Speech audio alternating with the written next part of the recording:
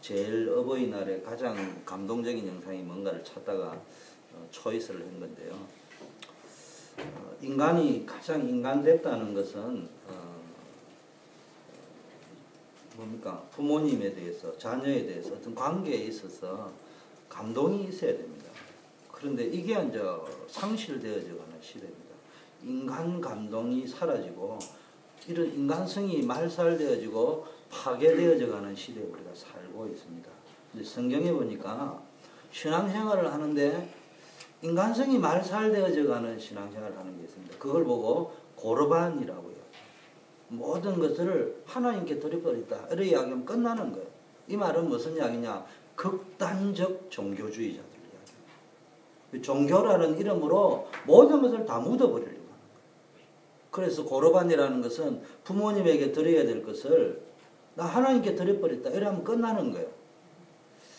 또 빚을 갚아야 되는데 갚아야 될 빚을 안 갚고 그건 하나님께 드린 것이다. 이러면 안 되는 거예요. 원래 고르반이라는 것은 하나님께 구별하여 드린다 이런 말인데 좋은 의미로 사용되어지는데 이게 악용되어졌단 말이에요. 고르반에는 두 가지 의미가 있습니다. 하나는 인간이 가져야 될 사회적 의무, 도덕적, 윤리적 의무 이런 것들을 잘 감당해야 된다. 복음의 능력으로 이런 의미도 있고요. 더 본질적인 것은 그게 말씀의 본질이다 이 말이에요.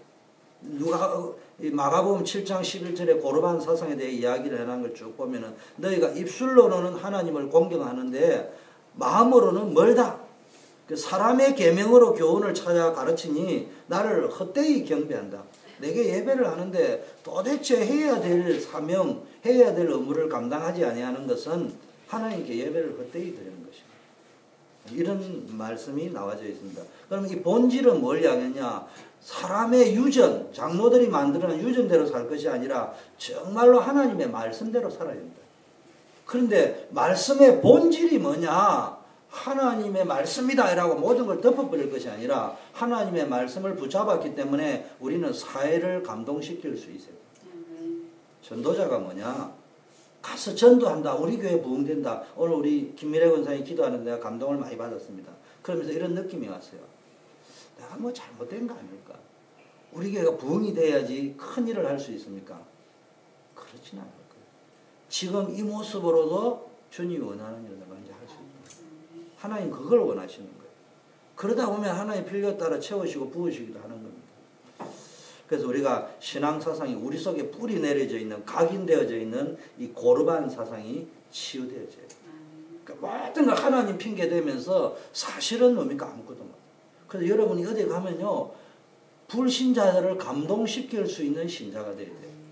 그 말로는 뭐 저 하나님 떠난 인간이 어떠고 막 이야기하는데 불신자가 전혀 불편하단 말이에요.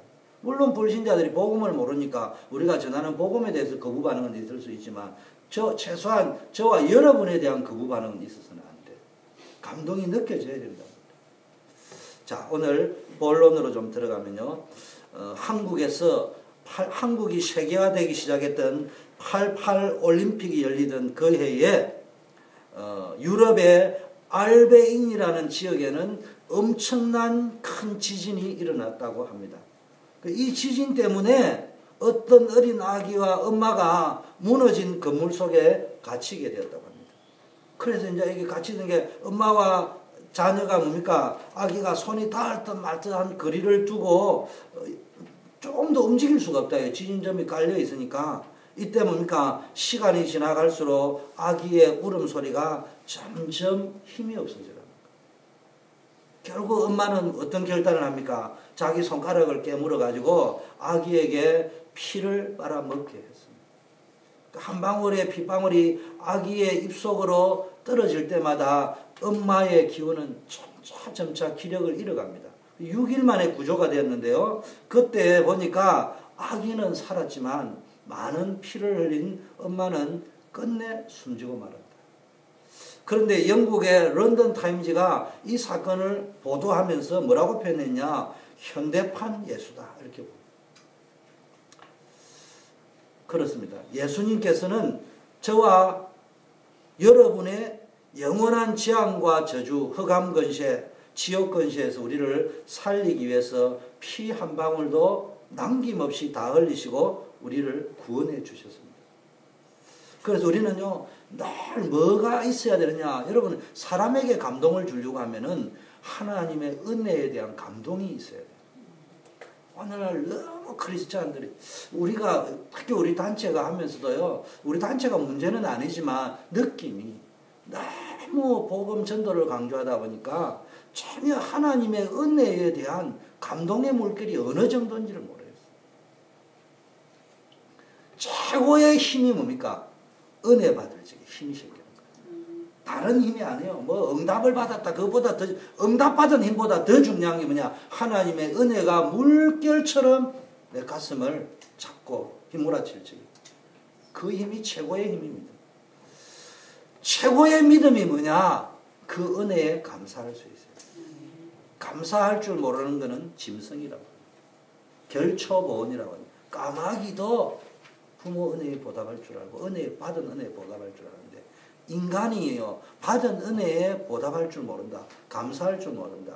그는 인간이 아니란 말이에요. 오늘날 우리가 전도를 이야기하면서도요, 전혀 이런 부분이 없다면 진정한 전도자가 아닐 겁니다. 또 우리는 이 구원의 축복에 대해서요, 확실하게 알고 누려야 됩니다. 이런 어마어마한 구원을 하나님 아버지 때문에 우리가 받았단 말이에요. 그런데 자신의 육신을 희생해서라도 저와 여러분이 잘 되기를 바라는 분이 하나님 외에 또 한 분이 계신데, 그분이 뭡니까? 부모님이란 말이에요. 그래서 오늘은 어버이 주일입니다. 그래서 여러분은 어버이에 대해서 어떤 생각을 하느냐? 그래서 우리가 오늘 영상을 앞으로 봤습니다. 효도에 대해서 어떻게 생각하느냐? 다시 한번 우리는 뭡니까? 부모님의 은혜에 감사할 줄 알아야 됩니다. 그리고 보답할 줄 아는 사람이 되어야 돼요. 그래야 사람다운 사람이 됩니다. 전도자의 삶을 살아가는 진정한 신앙인은 사람다운 사람이 되죠. 삶이 중요한 게 아니고 복음이 중요하다고 자꾸 이야기하던데요. 그 말은 뭔가를 강조를 하려고, 우리가 워낙 복음이 안 돼 있으니까 복음이 들어가면은 된다고 이야기하는데, 그토록 복음이 들어갔는데도 인간다워지지 않는다면은 이게 지금 우리 안에 뭔가 병들어 있는 게 있다. 그래서 우리는 뭡니까? 오늘 본문을 한번 쭉 보면서요, 나오미와 룻에 관한 이야기입니다. 약속의 땅 베들레헴에 살던 나오미는 흉년이 드니까 살기가 너무 어려워졌어요. 그래서 좀 그 길을 피해가지고 먹고 사는 문제를 해결하기 위해서 이방 땅 모압이라는 지역으로 피난을 갔습니다. 근데 거기서 먹는 문제는 조금 해결이 되는지 모르지만 엄청난 시련을 겪었는데, 제일 먼저 자기가 평생 의지하던 남편이 죽습니다. 그리고 두 아들이 어머니와 사랑하는 아내를 버려두고 먼저 죽습니다. 이런 상황에서 나오미의 형편이 얼마나 어려웠을까를 저와 여러분이 한번 충분히 상상할 수 있을 것입니다. 이때 그 나오미를요, 사실은 영적으로 구해준 분은 하나님이겠지만 옆에서 보살피면서 그의 삶을 구해준 사람이 결국 통로가 누구냐? 며느리인 룻이었습니다. 그래서 오늘 며느리 룻과 나오미의 관계를 한번 보면서 어버이날을 한번 돌아보려고 하는데, 먼저 우리가 언약을 놓치면 안 되니까. 지금 나오미의 문제는요, 언약의 땅을 떠난 데 문제예요. 여러분, 무슨 일이 있어도 실천할 걸 결단해야 됩니다. 어떤 일이 있어도 언약을 떠나면 안 돼요. 그런데 문제는 우리는 너무 복음을 많이 듣다 보니까 자기는 언약을 안 떠났다는데 고르반 사상으로 가지고 있어요. 자기는 언약을 안 떠났다고 하는데요, 여러분, 교회를 떠나면 언약을 떠나는 거예요. 포도나무가 가지에서 떨어져 버리면 모양은 포도나무지만은 이미 생명에서 끝난 겁니다. 우리는 언약을 너무 많이 주워 들었기 때문에 입으로는, 입술로는 하나님을 복음이라고 언약이라고 이야기하는데, 교회를 떠나면은 생명 공급 라인이 끊어지는 거예요. 몸이 있는 곳에 마음이 있다고 하죠. 그래서 형제보다 이웃사촌이 더 낫다는 말이 뭔 말입니까? 몸이 옆에 있는 이웃사촌이 훨씬 형제 멀리 있는 태평양 건너에 있는 형제보다 더 나을 때가 있다. 우리가요, 아무리 마음이 있어도 몸이 없으면요, 마음이 안 실리는 거예요. 그래서 우리 몸이 교회에 와서 하나님께 예배드리고 기도하고 갈 적에 뭡니까? 하나님의 은혜가 지속적으로 공급이 되어지고 언약 속에 붙어 있을 수 있는 겁니다. 지금 나오미가 이게 실패한 거예요. 자기는 언약의 백성이요. 모압에 가도 언약의 백성이요. 그렇잖아요.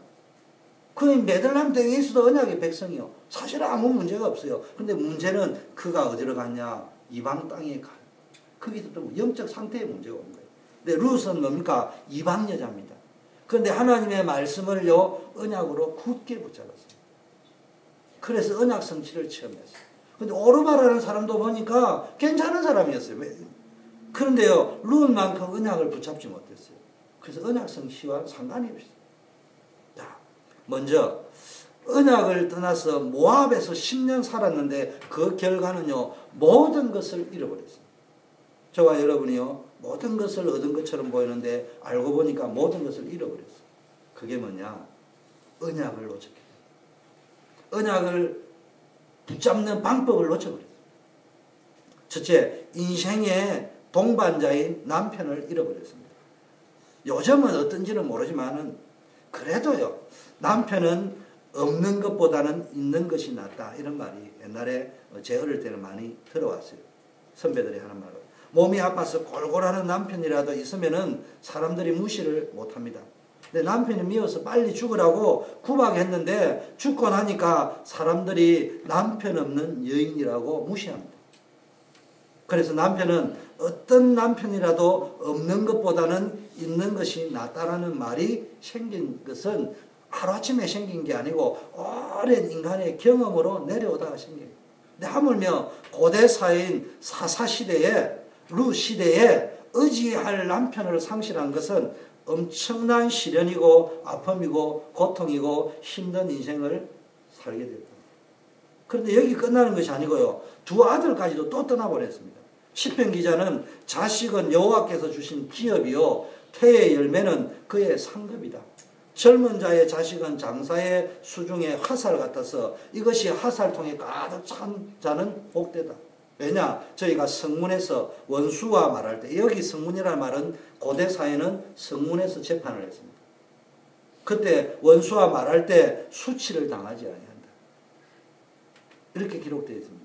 남편이 없으면요, 자식이라도 있어야 수치를 당하지 아니하는데 두 아들도 다 잃어버렸으니까 얼마나 낙심이 됐겠습니까? 또 그걸 떠나서 부모의 입장에서 사랑하는 자녀들, 아들을 먼저 떠나보내는 아픔은 얼마나 큰지는 경험을 안 해본 사람은 모를 거예요. 이런 아픔이 있는데다가요, 나중에는요, 가정의 상실과 가정 해체로 이어져 버립니다. 오늘 사회가요, 상실의 시대입니다. 경제도 가지고 있고 지식도 가지고, 옛날 사람처럼 얼마나 똑똑한지 몰라. 우리나라 반만년 역사에 대한민국 이렇게 잘 살아본 적이 없어. 그런데요, 모든 것을 상실해요. 인간성을 상실해버리고 부모 자녀의 관계를 상실해버리고 정말로 아름다운 것들은 다 상실해버리고 악한 것들만 다 가지고 있어요. 더구나요, 여러분 자녀들 있잖아요. 부모님 세대들은요, 겉은 반짝하게 있는 것처럼 보이지만요, 상실의 아픔 속에서 상처를 받고 상처를 가슴에 안고 살아가는 것이 여러분 부모님, 어머니, 아버지 세대. 쓰라린 아픔 속에서요, 나오미와 같은 사람이요, 지금 허무와 외로움과 고통을 경험하면서 사는 사람이요, 나오미 한 사람이 아니에요. 오늘날 부모님 세대들은 다 이렇게 살아왔습니다. 또요, 자녀들 때문에 오는 상실도 있습니다. 나이가 들어감에 따라 오는 상실도 있지만요, 자녀들을 위해 살다가 보니까 오는 상실이 있는데요, 그 건강, 엄마가요 자식 낳는다고요 정말로 몇 마디가 꺾어지는 고통을 겪으면서 자식을 낳습니다. 자식들은 이걸 몰라요. 재산도요, 알고 보면요, 부모가 가진 그 뼈 빠지게 버린 재산을요, 알고 보면 자식 때문에 싹 다 잃습니다. 근데 자식은 그걸 전혀 못 느껴요.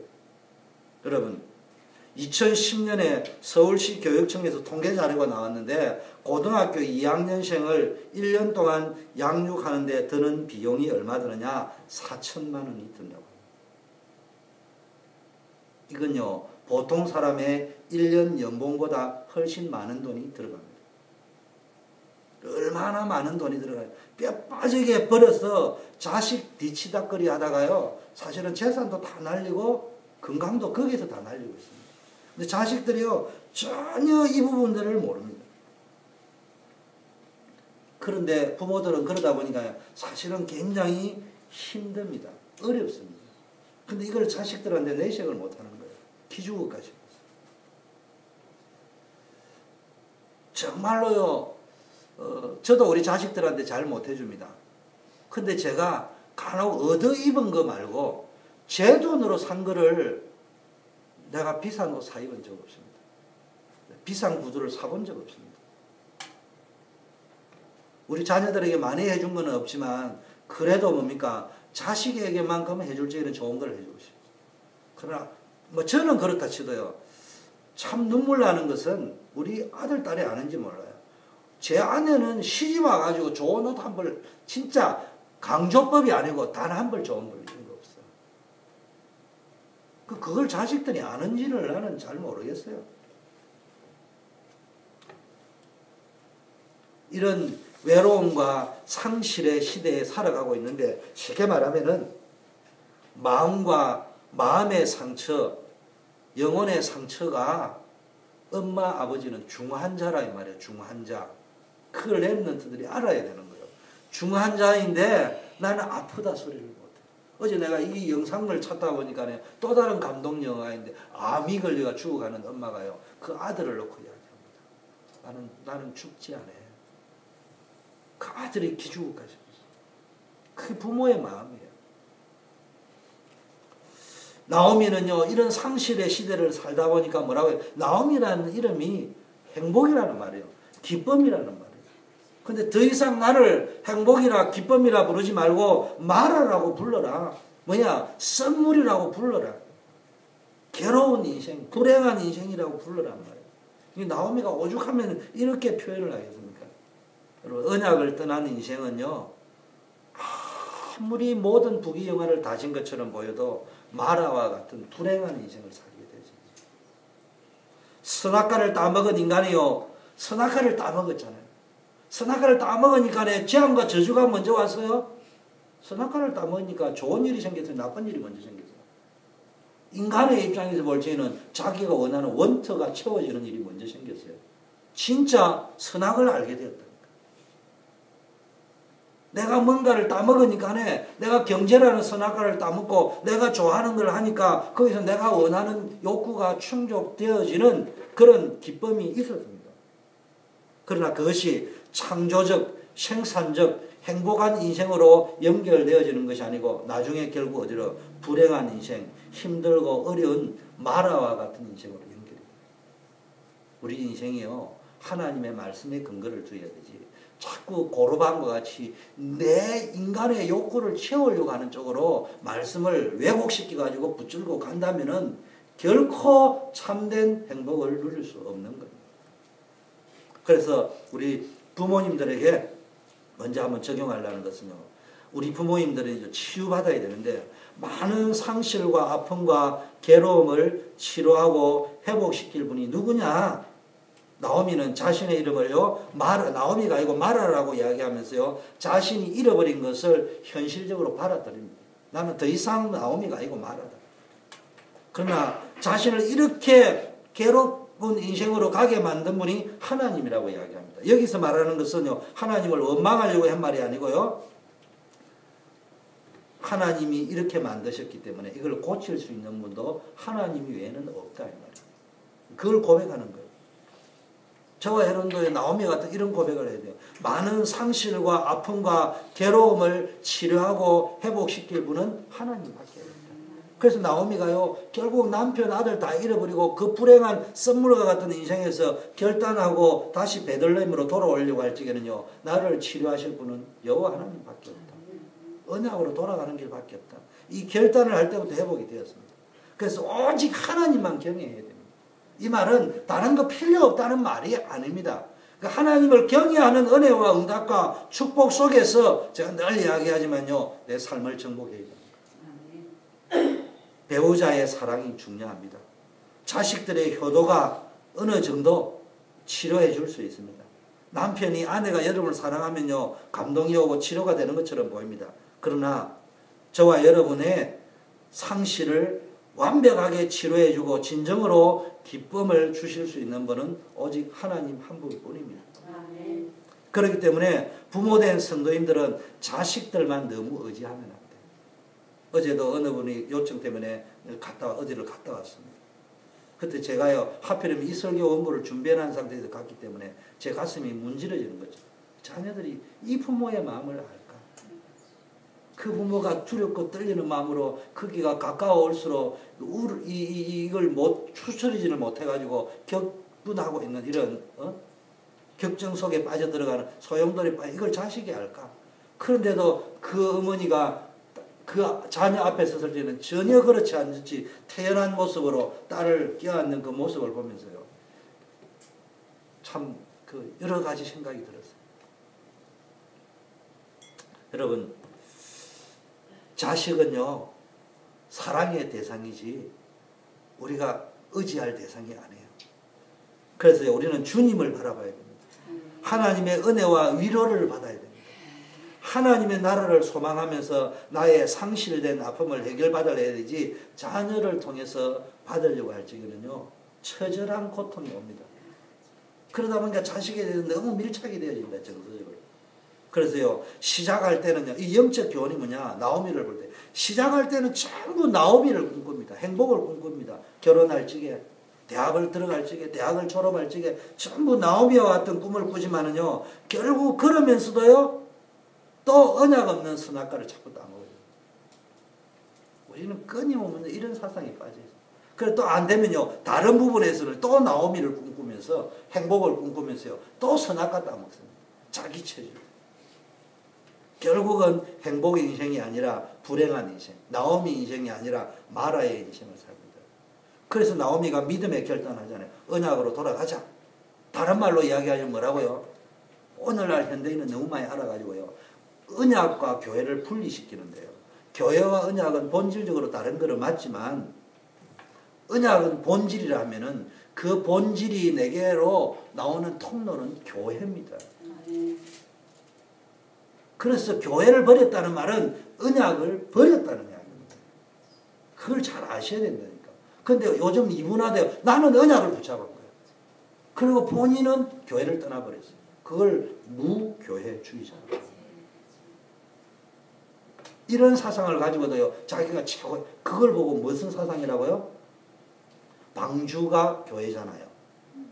노아는 방주를 만들었어요. 자기 돈 들여가면서 만들고, 여러분 생각을 해보세요. 교회 오면 헌금 내야 되죠. 교회 안 오면 안 내도 돼요. 방주 만드는 거예요. 무교회주의자가 그런 거예요. 헌신하지 않고 언약이라는 이름으로 그냥 붙잡고 있으면 그게 노아 시대가 하는 일이에요. 우리는요, 자꾸 이론에 빠져들어요. 선악과를 따먹은 인간의 이성을 가지고 신앙생활을 하려고 하는데, 교회를 떠난다. 그거는 신앙생활이 아니에요. 그러면서도 이게 우리는 누구나 메시지를 나는 그렇게 들어본 적이 없는데, 가보면요, 자기는 언약 붙잡았대.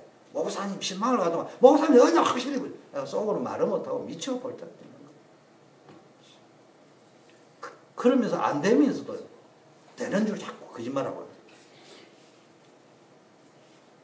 스스로 속이면 안 돼요. 정말로요, 교회로 돌아가고 말씀으로 돌아가서 거기서 하나님을 바라봐야 됩니다. 그것을 보고 우리는 기도라고 하는 겁니다. 그러면은 하나님이 살아계신 증거, 언약의 성취의 증거를 거기서 체험하게 되는 거예요. 그것을 전달하는 걸 보고 우리는 전달하는 거예요. 전달 이전에 보여지게 되어 있는 거예요. 여러분, 자식은 기도의 대상입니다. 물질은 정복의 대상일 뿐입니다. 우리는 결국 뭘 의지했냐? 하나님을 의지해요. 거기서 치료가 나오고 치료가 나오는 겁니다. 자, 자녀된 성도에게 부탁드리겠습니다. 언약을 아는 룻은, 우리가 룻을 언약 잡았다 할 적에 언약을 아는 룻은 감정적으로만 부모에게 효도한 것이 아니고요, 실질적으로 그 부모와 함께하며 부모의 필요성을 도와주었습니다. 나오미가 믿음의 결단을 하고 언약의 땅 베들레헴으로 돌아가려고 할 적에 두 며느리가 새로운 삶을 살도록 친정으로 돌려보낼 결심을 합니다. 그 두 며느리와 시어머니가 이제 헤어지는 이별의 상봉을 하죠.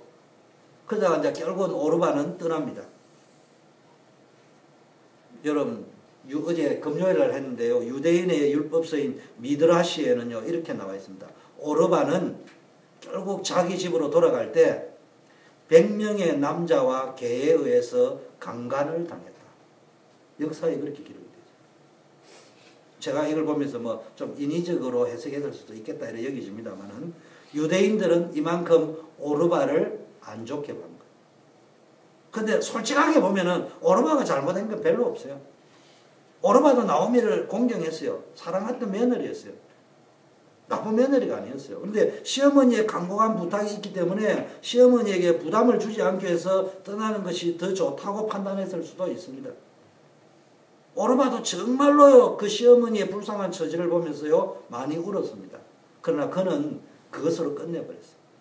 여기에 비해서 룻은 우는 것으로 끝내지 않냐고요. 끝까지 언약을 붙잡았기 때문에, 우리는 언약만 붙잡으면 안 돼요. 언약을 붙잡았기 때문에 어머니의 하나님이 나의 하나님이 될 것이라고 고백하면서도요, 우리는 그 부분만 강조하고요, 시어머니 공경을 끝내버렸어요.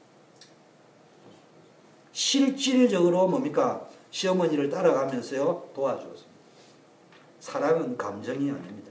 감정 이상의 모습이 있어야 돼요. 실컷 울어주는 사랑도 귀하지만은, 울 때 같이 울어주는 것도 중요하지만, 실제적으로 함께하고 필요성을 채워주는 것이 필요합니다. 만약, 뭡니까? 룻마저 시어머니를 떠났다고 하면은, 나오미는 어떻게 돼요? 어제 또 감동 영상을 어버이라고 제가 보니까요. 서울에 있는 한양에 있는 효자가 시골에 있는 효자 소문을 듣고 시골에 어마어마한 효자가 있던 게 서울의 효자가 탁 가서 보니까요. 이게 이 나무를 딱 해가 오더만은요. 어떻게 효도를 하는가 이래 보니까요. 어머니가 딱 넣어더만 물을 이렇게 탁 아들에게 이렇게 줍니다. 엄마가 주는 물을 아들이 붓더만은요. 엄마가 세숫대를 탁 가지고 물을 딱 하더만 아들 발을 씻어줍니다. 서울의 부르자가 막 분노가 치밀어. 저 새끼 저기 효자라고? 그래가 너 도대체 어째서 이 같은 놈이 효자가 됐나라니까 웃으면서 이야기했어요. 우리 어머니가 내 발 씻어줄 적에 참 행복해합니다. 그래서 내가 어리광을 부리면서, 여러분, 효자라는 말은 방법이 아니에요. 중심이 통해야 됩니다. 또 이런 이야기도 있습니다. 어느 효자가, 불효자가 있는데요. 이래 보니까요, 맨날 어느 효자는 효자 소리를 듣거든요. 그래, 불효자가 효자가 어땠는지 가만히 보니까네요. 자기 이불을 탁 펴놓고요. 어머니 주무시라고. 자기가 탁 누워있다가 일어나고 이러거든요. 그러니까 저렇게 하면 되구나 이래가지고 자기도 탁 펴고요. 딱 누웠더만 오더만 이 새끼가 뛰기 한술 더 얻어 터졌어. 그게 뭡니까? 앞에 본 효자는요. 어머니 데워주러 따뜻하게. 그 평소에 계속 그걸 해가온 거야. 근데 이게 이제요, 이 불효자가 이제 효조할 거라고, 뭐, 효조 흉내 내려고 방법을 찾아보니까요. 이게 이제 말로 하자면 지가 입을 뜯고 자빠자려고 하거든요. 무슨 이야기를 지금 이야기하려느냐. 효도는 방법의 문제가 아니에요. 정말로 우리의 중심이 담긴 행동이. 부모 공경은 감정으로 되는 것도 아니고요. 방법의 문제도 아닙니다. 가치관도 다르고요. 자녀들이 잘 알아야 됩니다. 성경 잘 들어야 됩니다. 부모와 자식은 감정이 통해 가지고 효도를 하고 사랑을 하려고 하면은 불가능한 일이에요. 왜냐? 세대 차이라는 게 있어요. 세대 차이의 가장 큰 핵심은 가치관이, 밸류가 다르요. 어디를 더 중요하게 여기느냐가 부모 세대가 중요하게 여기는 거와 자식 세대가 중요하게 여기는 게 다르다니까. 선교가 가치 있게 여기는 거와 이정민 권사님이 가치 있게 여기는 게 다르다니까. 생각하는 포인트도 달라요. 관점이 다르다니까. 이것을 세대 차이로 가는데, 이런 차이가 많은 점이 많은 부모와 자식이 좋은 감정을 가지고 부모를 섬기고 자식을 섬긴다면 불가능한 일입니다. 좋은 감정을 가지고 섬기려고 하며 엄마가 하는 일이 정말로 엄마 탔기 때문에 내가 효도해야 된다고 한다면 있을 수 없는 일이에요. 그래서 우리는 감정이 아닌 우리의 윌 파워, 의지력을 가져서 감정을 넘어서 언약 성취 차원에서 효도를 해요. 잘하죠. 저는 여러분 담임이 어떤 스타일인지, 저는 불효자입니다.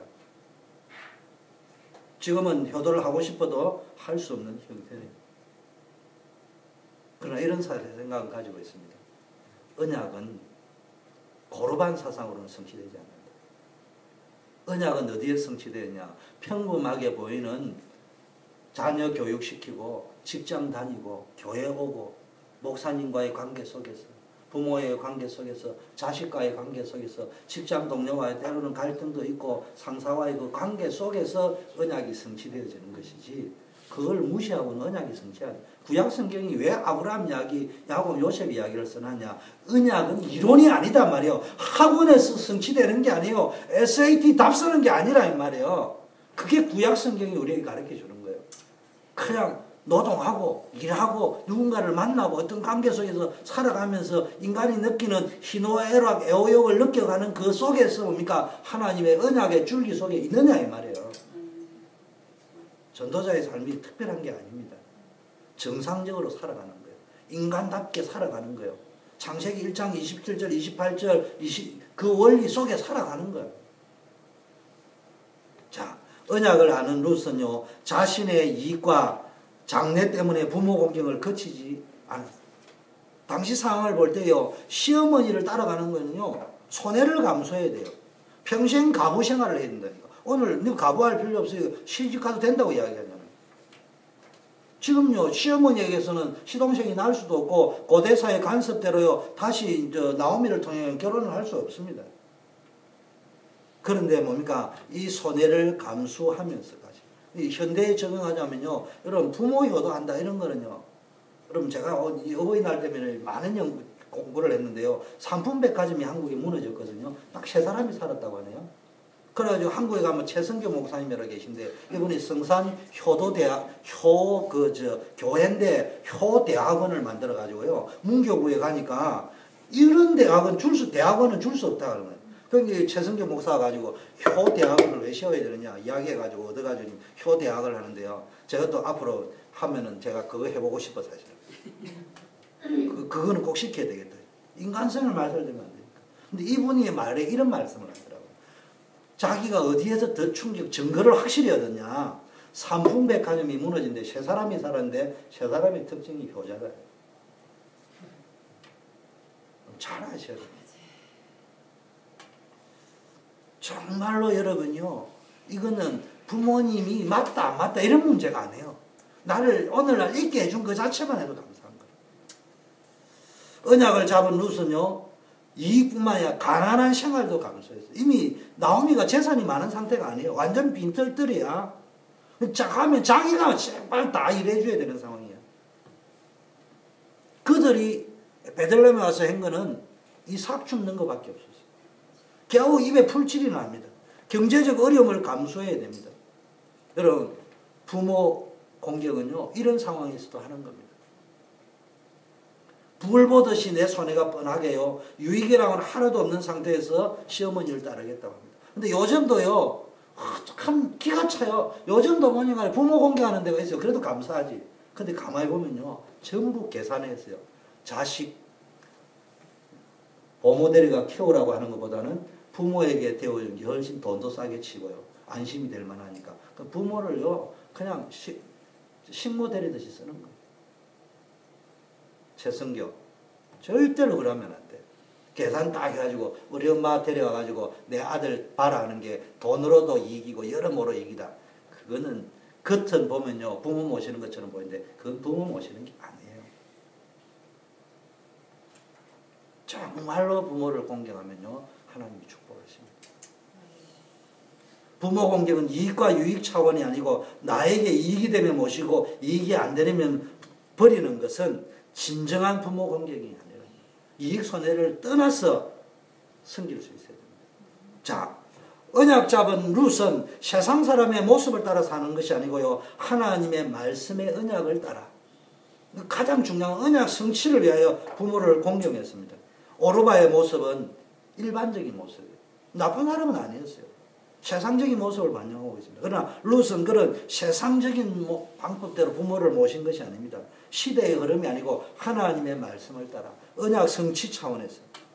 그래서요, 1계명도 쭉 해놨고 사람과의 관계에 이런 계명의 첫 계명이 있네요. 부모 공경이라고 했어요. 시대의 흐름에 따라서 여러분 움직이면 되는 게 아니고 말씀의 언약을 굳게 붙잡기를 바라겠습니다. 그래서 이 언약을 붙잡은 롯은 시어머니와 생사고락을 함께 미래가 불투명해요. 손해를 감수해야 돼요. 그러면서요 굳게 결심을 하고요 뭡니까? 어머니를 따르기로 붙쫓았다는 말은 바짝 따라붙었다 이 말이에요. 충성했다 이 말이에요. 그런데요 처음에는 어려움이 있었지만요 결국은 뭡니까? 언약 성취의 축복이 있습니다.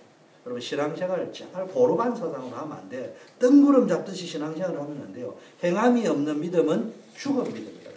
그 행함이 뭡니까? 특별하게 전도하는 행위보다 더 중요한 게 뭡니까? 가정이 화목해야 된다니까.